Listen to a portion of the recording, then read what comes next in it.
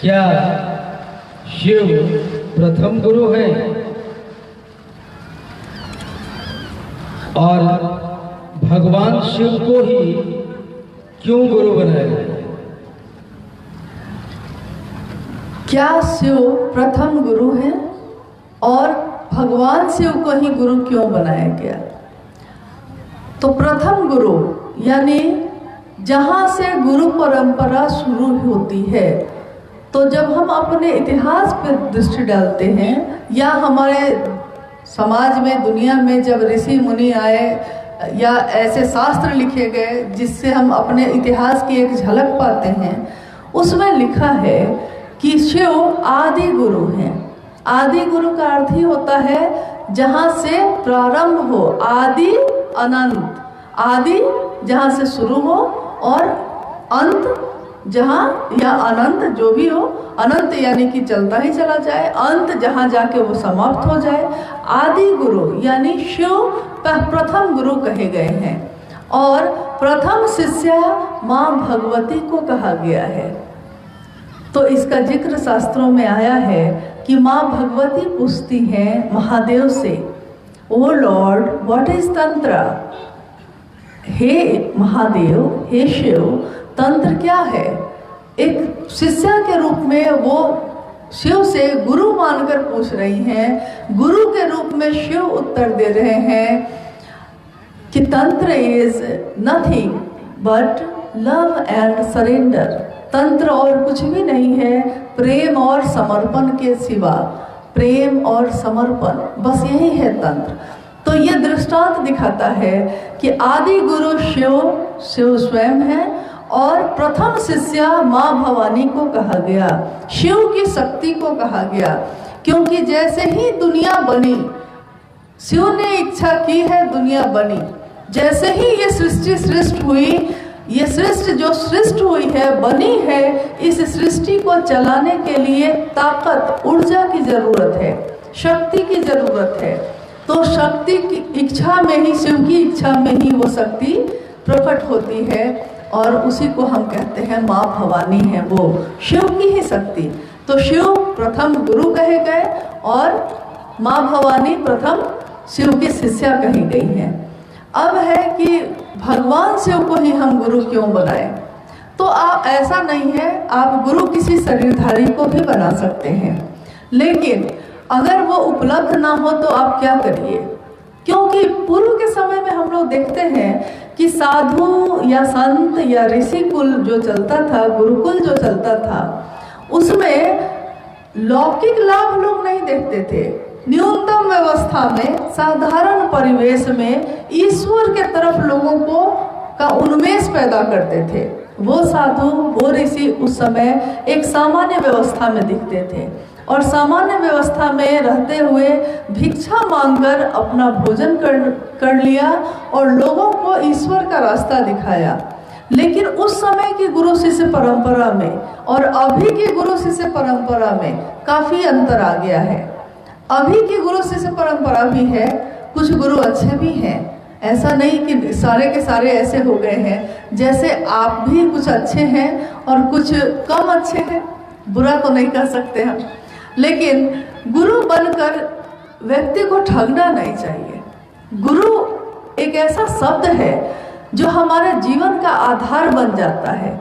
तो गुरु बनकर अगर हम ईश्वर तक पहुंचा सकते हैं, तब तो हमको लोगों को ये काम लोगों के बीच जाके करना चाहिए।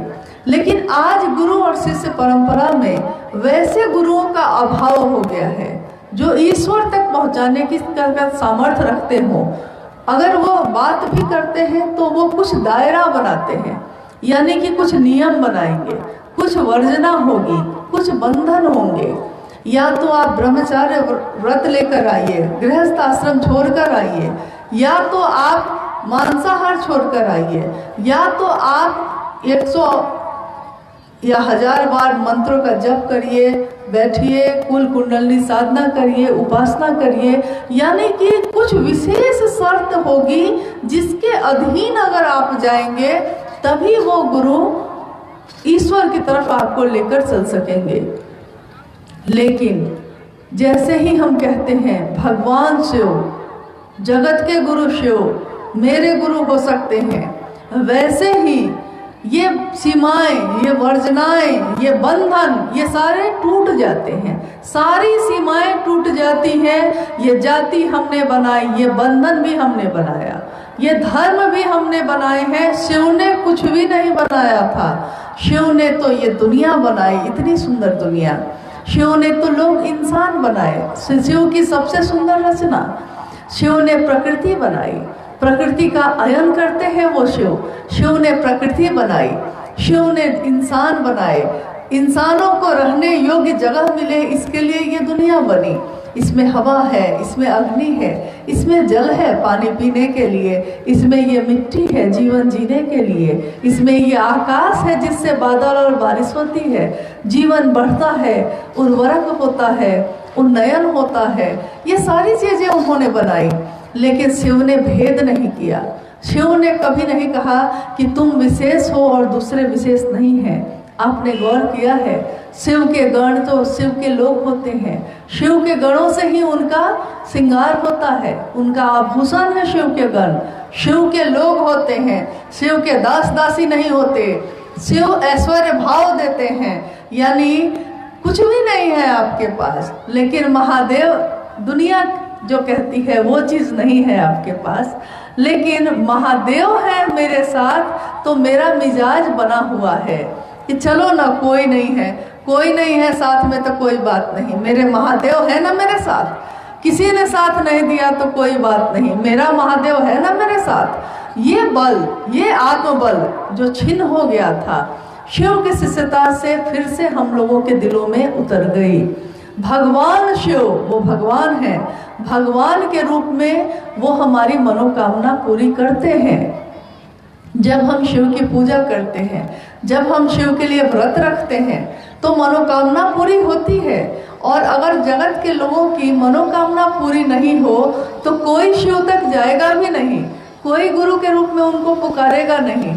तो शिव तक लोग जाते हैं, मनोकामना पूरी होती है। ईश्वर के रूप में महादेव जो आप मांगिए दे देते हैं, लेकिन गुरु के रूप में महादेव जो आप मांगिए सो न देंगे, वो देंगे जो मेरे लिए सही होगा, अच्छा होगा। जैसे रावण और राम की कहानी हम सुनते हैं। रावण सबसे बड़ा भक्त था शिव का, तीनों लोगों का पति, यहाँ तक कि सोने की लंका भी शिव ने उसको दे दी। तो सोने की लंका का पति, तीनों लोगों का पति, मतलब इतनी ताकत, इतनी शक्ति, इतनी भक्ति कि महादेव की भक्ति की तो महादेव ने वरदान ही दे दिया, 10 सिर जिसके। लेकिन इन सारी चीजों को लेने में एक ही चीज उससे भूल हो गई, एक चीज की चूक हो गई। सब कुछ तो मांगा महादेव से, इन चीजों को चलाने का ज्ञान नहीं मांगा। ज्ञान नहीं था तो नतीजा क्या हुआ दुनिया जानती है। ज्ञान के अभाव में हमेशा विध्वंस ही होगा, विनाश ही होगा। मोटरसाइकिल खरीद ली है हम लोगों ने, लेकिन मोटरसाइकिल चलाने नहीं आती है। बेटा अभी थोड़ा थोड़ा बड़ा हुआ है और कहता है कि मोटरसाइकिल चलाना ही है हमको, उसने सीखा नहीं है, मोटरसाइकिल खरीद कर आपने दे दिया है। क्या नतीजा होता है? सीखा नहीं है और आपने मोटरसाइकिल खरीद के दे दिया। कहीं भी जाकर उसकी दुर्घटना हो जाती है, कहीं जाकर वो मोटरसाइकिल टकरा जाता है।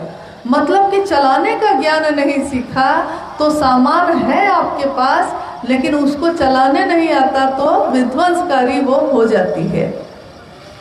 हमारे घरों में अब पता नहीं आप खाना किस पे बनाते हैं, लकड़ी के चूल्हा पे बनाते हैं या गैस के चूल्हे पे? लकड़ी के चूल्हे पे खाना बनाते हैं आप लोग? बनाते हैं। और गैस के चूल्हे पे सारे लोग बनाते हैं। लेकिन जब शुरू में गैस का चूल्हा आया था और लकड़ी के चूल्हे पे खाना बनाने का अभ्यास था हम लोग को, और शुरू में गैस का चूल्हा जब आया था, पहली बार जब घर में आया होगा तो किसी को चलाने आता था?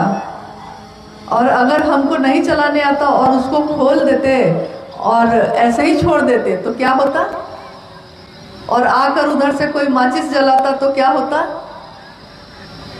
हाँ, धड़ाम से ब्लास्ट हो जाता। क्योंकि हमने गैस का चूल्हा तो खरीद लिया, लेकिन गैस कैसे हम घुमाएंगे, कैसे उसमें आग लगाएंगे और कैसे फिर से बंद करेंगे, अगर ये ज्ञान नहीं है तो मेरे लिए वो विध्वंसकारी ही होगी। तो भगवान के रूप में महादेव हमको आपको सब कुछ दे सकते हैं, लेकिन उसको चलाने का ज्ञान लेने के लिए उनके गुरु स्वरूप से ही जुड़ना होगा। गुरु ही सिखाते हैं जीवन जीने की कला। जीवन सबको मिलता है, लेकिन जीता कोई कोई है। कितने लोगों को आपने जीते देखा है? कितने लोग आपके जीवन में ऐसे हैं जो खराब से खराब परिस्थिति में भी हंसते हुए मिलते हैं आपको? बहुत कम लोग। आप अपने जीवन में चारों तरफ देखिए, जिससे मिलिएगा उसके पास कोई ना कोई दुख है, कोई ना कोई दुखड़ा लेकर वो बैठा है। आप सोचिएगा वो सुखी होगा, लेकिन वो सोच रहा है कि आप सुखी हैं। न वो सुखी है न आप सुखी हैं, यानी दोनों के दोनों दुखी हैं। जीवन जीने की कला महादेव जब सिखा देते हैं तो वो सिखाते हैं गुरु के रूप में, शिष्य को सिखाते हैं कि इन चीज़ों में कुछ रखा उखा नहीं है। 70-80 साल का जीवन है आपका, इससे ज़्यादा कितना होगा? 30 साल, 40 साल, 50 साल तो हम लोग बिता भी चुके। कितने लोग तो 70 साल भी बिता चुके। कभी भी अब जा सकते हैं, यानी जहाँ से आए हैं वहाँ जाना ही होगा। तो 70-80 साल के जीवन में तो इतनी योजना बनाई है हमने कि हम सोचते हैं कि हमको वापस जाना ही नहीं है।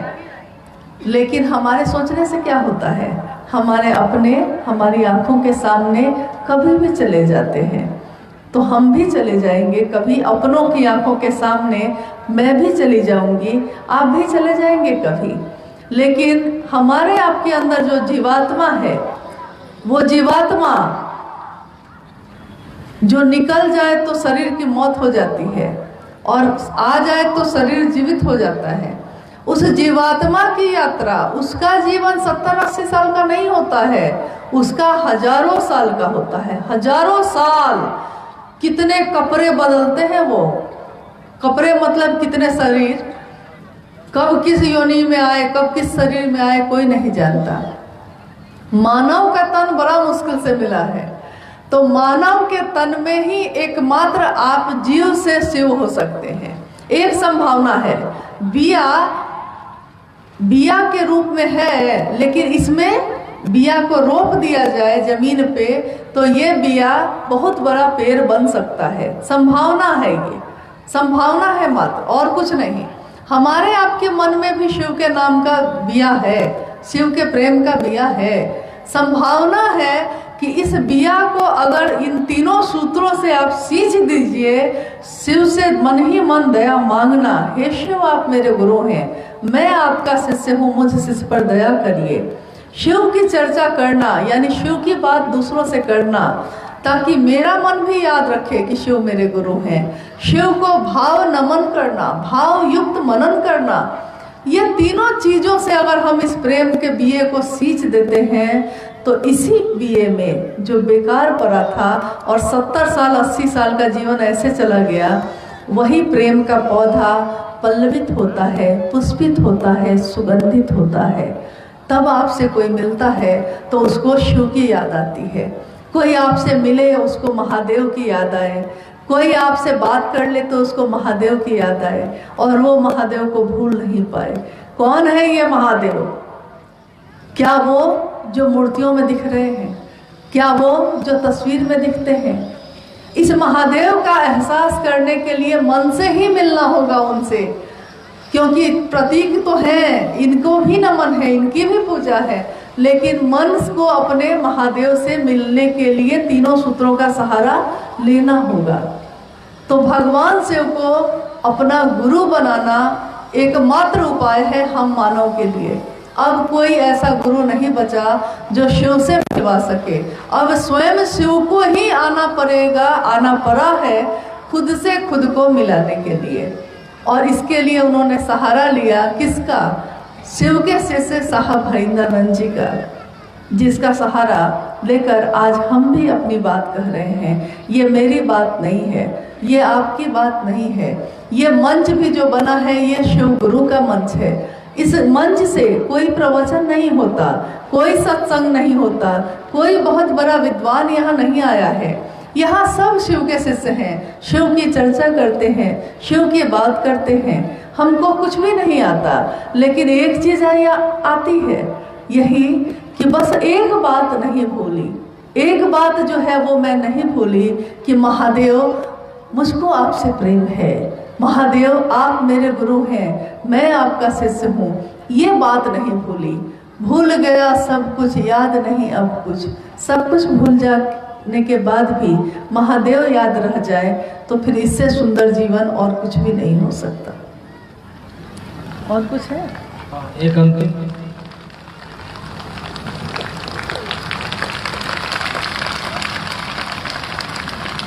एक जिज्ञासा है कि साहब श्री ने कहा है और समझाया है कि आस्था रखें, अंधविश्वास नहीं। लेकिन कुछ गुरु भाई गुरु बहन झाड़ फूक करते हैं और हद भी पार कर दिए हैं। ऐसा लगता है कि ये झाड़ फूक, अंधविश्वास कहीं कोई कानूनी मामला न बन जाए। अंतिम जिज्ञासा आज के इस कार्यक्रम की हम लोग रख रहे हैं और इसके बाद हम लोग भी विदा हो जाएंगे, आप भी विदा हो जाएंगे। हमारी मुलाकात आज की बस इतनी ही रहेगी। लेकिन इस अंतिम जिज्ञासा में एक बहुत ही गहरी बात है कि जिज्ञासा ये है कि आज जो है बहुत सारे लोग शिव चर्चा के नाम पे भी ऐसा कर ले रहे हैं कि झाड़ फूक या ओझा गुनी का काम भी करने लगे हैं। यहाँ तक कि कभी कभी हद इतना ज़्यादा पार हो जाता है। जो जिज्ञासा आई है कि लगता है जैसे कानूनी मदद लेनी पड़ जाएगी, यानी कि पुलिस का, प्रशासन का सहारा लेना पड़ेगा। तो एक बात मैं आपको स्पष्ट कहना चाहती हूँ कि शिव की शिष्यता झाड़ फूक और ओझा गुनी नहीं है। आपके गुरु शिव महादेव हैं और महादेव आचार्येंद्र हैं, जिनके आचार से, अपने आचरण से वो सिखाते हैं। और वो ये सिखाते हैं कि मिजाज बुलंद रखिएगा तो बहुत सारी चीज़ें तो ऐसे ही ठीक हो जाती हैं। और मन की जो बीमारी है, शरीर की जो बीमारी है, वो भी ठीक होती है अगर आध्यात्मिक जुड़ाव आपका, आध्यात्मिक आपका ऐक्य उस शिव से सुनिश्चित हो, शिव से लगा हुआ रहे तो। अब रही बात कि अगर कोई ऐसे हैं गुरु भाई के नाम पे या गुरु बहन के नाम पे, अगर आपके क्षेत्र में कोई भी ऐसे व्यक्ति हैं जो शिव चर्चा के नाम पे बदनामी कर रहे हैं, क्योंकि शिव की चर्चा जागरण है, ये जगने की विधा है, ये और संकीर्णता में डूबने की विधा नहीं है। तो शिव की शिष्यता में ये जागरण जब होता है तो हम इन चीज़ों को और ज़्यादा छोड़ते हैं। आस्था रखें, अंधविश्वास नहीं। आस्था बहुत अच्छी चीज़ है। आस्था यानी किसी एक के लिए एक ऐसा भाव जिसमें हम डूब जाते हैं और जिसमें हमारा मन आह्लादित होता है, आनंद में भर जाता है। शिव के लिए आस्था रखना है, लेकिन अगर उनके नाम पे कोई हमको बरगलाता है, भुलावा देता है, तो अंधविश्वास में आप बिल्कुल नहीं आइए, क्योंकि शिव चर्चा में इन चीज़ों का कोई स्थान नहीं है। और अगर जैसा कि जिज्ञासा में कहा गया है कि किसी के द्वारा इसके बारे में कोई हद पार की जाती है, यानी बार बार समझाने के बाद भी अगर वो इसमें सुधार नहीं करेंगे, तो ये जो है संस्थागत एक प्रक्रिया हो जाएगी, कानूनन उन पे कार्रवाई करनी पड़ जाएगी। क्योंकि हम जिस देश में रहते हैं, इसी देश में रहकर हम महादेव की बात करते हैं। तो महादेव की बात को करने के लिए कानून की ज़रूरत नहीं है, लेकिन महादेव की बात में अगर कोई बिगाड़ करेगा, कोई खराबी पैदा करेगा, तो ज़रूर कानून की मदद ली जाएगी। और वैसे लोगों पे अगर कोई आपके बीच ऐसा है तो उसको अंतिम बार सावधान कर दीजिए कि भाई आप शिव चर्चा के नाम पे ऐसा मत करिए, क्योंकि अब भी अगर आपने इसको नहीं छोड़ा तो हाँ, प्रशासन की मदद ली जाएगी। मदद इसके लिए ली जाएगी ताकि वो व्यक्ति कम से कम शिव चर्चाओं का दुरुपयोग नहीं कर सके। शिव चर्चा का उपयोग लोगों के जागरण के लिए करना है, उनको और ज़्यादा अंधविश्वास में डालने के लिए नहीं करना है। और अंधविश्वास हमेशा विध्वंसकारी होती है, विनाशकारी होती है, लेकिन शिव की शिष्यता तो हमेशा शुभ और कल्याण की कामना करती है। तो हम सभी शिव के शिष्य एक दूसरे को समझाएं कि हमको चलना है महादेव के तरफ। महादेव ही हमारी मंजिल है, भगवान शिव ही हमारी मंजिल है और रास्ता है शिव शिष्यता का। शिव की शिष्यता का ये रास्ता जो महादेव के पास जाता है, इस पे चलने के लिए रास्ते में हमको मदद मिलती है, सहारा मिलता है 3 सूत्रों का। इन 3 सूत्रों के माध्यम से हम अपने मन को एकाग्र करते हैं महादेव के तरफ। जिस तरह ये धूप आज फैली हुई है, और धूप भी कोई भेद नहीं करती, महादेव की बनाई हुई दुनिया है, धूप उगी है तो सबके लिए है, कोई भेद नहीं है। ऐसा नहीं है कि किसी पे पड़ेगी किसी पे नहीं पड़ेगी, लेकिन इस धूप से आग पैदा की जा सकती है। ये विज्ञान, ये तकनीकी किसी को मालूम नहीं, मालूम हो जाए तो वो आग पैदा कर लेता है, मालूम ना हो तो आग नहीं पैदा कर पाता। तो ये तकनीक क्या है, ये तरीका क्या है? शिव के लोग अगर शिव के दया से, शिव ज्ञान से भरकर तीनों सूत्रों का सहारा लेते हैं, तो ये तीनों सूत्रों के द्वारा किसी व्यक्ति के हृदय में शिव के लिए शिव भाव जग जाता है, यानी वो आग पैदा हुई है वहाँ। जैसे धूप जो फैली हुई है, मैग्नीफाइंग ग्लास अगर लगाइएगा, आतिशी एक शीशा होता है जिससे छोटे छोटे अक्षर को बड़ा करके देखा जाता है। मैग्नीफाइंग यानी छोटी चीज को खूब बड़ा दिखाएगा, इतना मोटा सा होता है।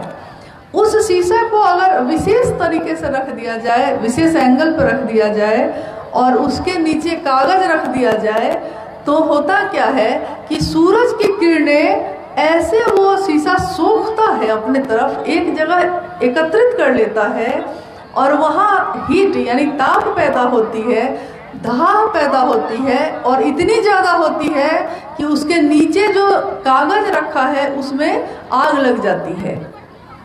तो अभी तक धूप फैली हुई थी, लेकिन इसी धूप में आग पैदा हो सकती है, आपको पता नहीं है।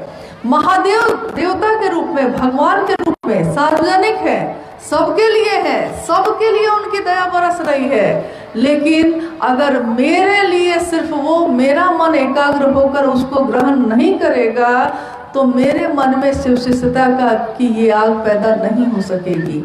तो मेरा निवेदन है कि शिव के शिष्यता को अपने लौकिक या जागतिक लालसाओं के लिए इसका उपयोग हम नहीं करें, हम अपने आध्यात्मिक उन्नयन के लिए इसका उपयोग करें, ताकि महादेव सचमुच में मेरे आपके गुरु हो सकें हम सबके जीवन में। और महादेव की दया तो ऐसी होती है कि पत्ता पत्ता भी आपकी बात सुनता है। आपने सुना होगा, अभी भी ऐसा है, बहुत सारे बुजुर्ग हैं हमारे बीच, जब आप शाम के समय यानी गोधूली बेला में अगर आप फूल तोड़ने जाइए या पत्ता तोड़ने जाइए, तो आपको वो मना करेंगे, कहेंगे कि पहले चुटकी बजा लेना वहाँ, या पौधा से, पेड़ से पूछ लेना कि हम तोड़े कि नहीं तोड़े आपको, तब तोड़ना। शाम के बाद नहीं, मना करते हैं वो। क्यों? क्योंकि पेड़ पौधे तक आपकी बात सुनते हैं, भले आपको पता नहीं चलता। एक घटना साहब ने बताई थी कि एक घर में अड़हुल का पेड़ लगा हुआ था, अड़हुल का, और लाल रंग का जो फूल होता है, उजला गुलाबी बहुत तरह के फूल होते हैं उसके, अड़हुल का फूल लगा हुआ था। 4-5 साल बीत गया, अड़हुल का वो पेड़ बन गया, पूरा हरा हरा पत्ता, लेकिन एक भी फूल नहीं होता था। अब घर के दरवाजे पे ही लगा हुआ था, तो अड़हुल के उस पेड़ से घर का दरवाजा ढक गया पूरा, इतना वो फैल गया, लेकिन उसमें फूल एक भी नहीं हो रहा था। तो एक बार क्या हुआ कि उस घर में जो घर के मालिक थे, उनकी बेटी की शादी तय हो गई, और उनका जो बेटा था उसी ने उस पेड़ को लगाया था।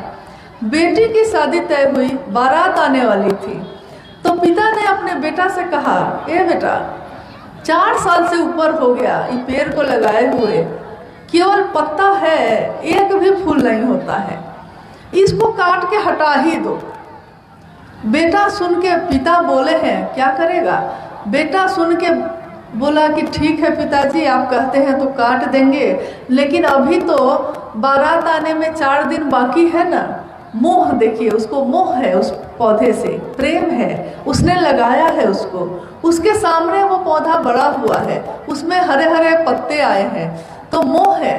तो वो कहता है कि जब काटना ही है तो 3 दिन बाद काटे पिताजी, क्योंकि 4 दिन बाद ना बारात आनी है। तो पिता ने कहा कि ठीक है बेटा, 3 दिन बाद ही सही, काट लेना। 3 दिन बीते हैं, बीतता है 4था दिन सुबह में, क्योंकि अब 1 दिन बाद तो बारात आने वाली है, तो दरवाजा की सफाई शुरू हो गई है। 4था दिन बेटा गया है आरी लेके कि आज तो अब काट के फेंकना ही पड़ेगा, फिर उसके बाद कुदाल से उखाड़ के फेंकना पड़ेगा। जब वहां पहुंचा है वो, तो अड़हुल का पत्ता में जो भरा हुआ था, उस पत्ता के जगह पे इतने फूल थे, इतने फूल थे उस पेड़ में कि वो बेटा तो उसका देखता रह गया कि ये 3-4 दिन के अंदर में इतने फूल के।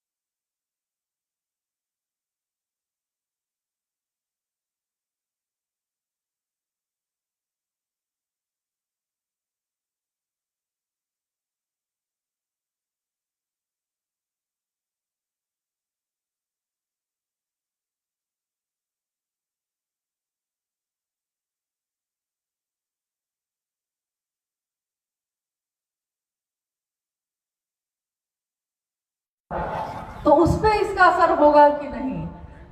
करत करत अभ्यास के जरमति होत सुजान। जरमति यानी पत्थर में भी प्राण आ जाते हैं, पत्थर में भी प्राण आते हैं। उसमें भी कभी कभी आपने देखा होगा कि इस पत्थर पे दूब कैसे उगा पता नहीं चला, क्योंकि दूब तो मिट्टी में उगता है, पत्थर पे कब से उगने लगा।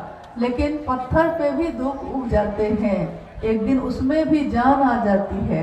और हम लोग तो इंसान हैं, एक इंसान दूसरे इंसान से जब बात करेगा तो उसको महादेव की याद आएगी कि नहीं आएगी, महादेव की बात वो करेगा कि नहीं करेगा, और उसके मन की संकीर्णता दूर होगी कि नहीं। एक व्यक्ति अगर बदलता है, अभी कल शाम में कुछ गुरु भाई जिनसे बात हो रही थी, तो उसमें आज यहाँ मौजूद भी होंगे, उन्होंने कहा कि युवा वर्ग के लिए शिव की शिष्यता कितनी उपयोगी है।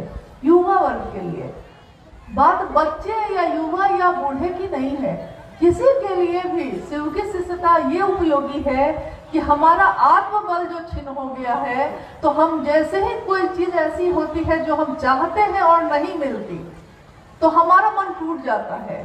इसका नतीजा है कि आज दुनिया में हर जगह हताशा, निराशा, आत्मघाती पगडंडी पे चलने की प्रवृत्ति ये बढ़ती चली जा रही है। लोग निराश हो जा रहे हैं कि हम नहीं कर पाए, हम फेल हो गए, हम कैसे जिएंगे, मेरे जीने का क्या अर्थ है, हम मर ही जाए, क्यों रहे जीवन में। मामूली मामूली चीजों पे, यहाँ तक कि अखबार उठाइए तो आप देखिएगा कि मोबाइल हाथ से छीन लिया पिता ने, इस बात पे बेटा अपनी जान ले लिया कि मोबाइल कैसे हाथ से छीन लिया पिता। यानी मानसिक रूप से वो इतना कमजोर हो चुका है कि वो छोटी से छोटी बात भी बर्दाश्त नहीं कर पा रहा है, जी नहीं पा रहा है। महादेव की शिष्यता आपके मेरे मन को आत्मबल प्रदान करती है। आत्मबल मतलब इतना बलशाली बनाती है, जिसके साथ रहिएगा उसी के जैसा न होइएगा। पहलवान के साथ रहिए तो दुबला पतला आदमी को भी देखिएगा कि अगर पहलवान के साथ आ रहा है वो तो सीना तान के चलेगा, है एकदम दुबला पतला, अकेले में कंधा झुका के चलेगा। लेकिन अगर पहलवान के साथ आ रहा है तो सीना तान के चलेगा, कहेगा कि अभी को किसको लड़ना है हमसे, आओ आओ, जिसको लड़ना है लड़ लो, कहता है ना। जिसके साथ रहते हैं हम, हमारा मन भी उसके जैसा होने लगता है। महादेव की बात करने वाले लोग आत्मबल के इतने बलशाली होते हैं, इतने बलशाली हो जाते हैं कि जीवन में चाहे कुछ भी हो जाए लेकिन उसके मन पे इन बातों का बहुत असर नहीं होता है। वो कहता है कि ये भी बीत जाएगा, ये भी खत्म हो जाएगा, अरे महादेव की दया बनी रहे तो सब कुछ ठीक हो जाएगा, चलो ना कोई बात नहीं। लेकिन अगर महादेव से दूर है तो आत्मबल छीन हो रहा है। नतीजा आज आप देख रहे हैं। तो एक व्यक्ति में जब परिवर्तन होता है तो परिवार में परिवर्तन होता है, परिवार में जब परिवर्तन होता है तो समाज में परिवर्तन होता है, और समाज में जब परिवर्तन होता है तो पूरी दुनिया में परिवर्तन होता है। और साहब हरिनानंद जी का ये संदेश कि शिव मेरे गुरु हैं, आपके भी हो सकते हैं, इस संदेश के लिए बस यही पंक्ति कही जा सकती है कि वो जो इस दुनिया में आए हैं अच्छे बुरे की समझ देकर जाऊंगा। वो कहते हैं कि अच्छे बुरे की समझ देके जाऊंगा, दूसरों को परखने की नजर देके जाऊंगा। यारों, मैं इस जमाने का संग तराश हूँ, पत्थरों को भी बोलने का हुनर देकर जाऊंगा। पत्थरों को भी, यानी जमाने का संग तराश का क्या मतलब हुआ? अभी मैंने कहा व्यक्ति बदलता है तो परिवार बदलता है, परिवार में महादेव महादेव करता है परिवार तो समाज पे प्रभाव पड़ता है इसका। समाज में महादेव की गूंज उठेगी तो पूरी दुनिया में महादेव की गूंज उठेगी, और जब महादेव की गूंज उठेगी तो ये पत्थर जैसा जीवन जो हमारा आपका है वो बोलना सीख गया है। अच्छे अच्छे लोगों को माइक दे दिया जाए तो वो नहीं बोल पाते, लेकिन हमारे गुरु भाई गुरु बहन जिन्होंने कभी कोई किताब नहीं पढ़ी, कभी कोई शास्त्र नहीं पढ़ा, कुछ नहीं आता होता है, लेकिन माइक लेके बैठ जाते हैं बोलने, तो अच्छे अच्छे लोग खड़े होकर सुनते हैं कि कौन साध्वी आई है, कौन देवता आए हैं, भाई उतर गए हैं धरती पे आकाश से।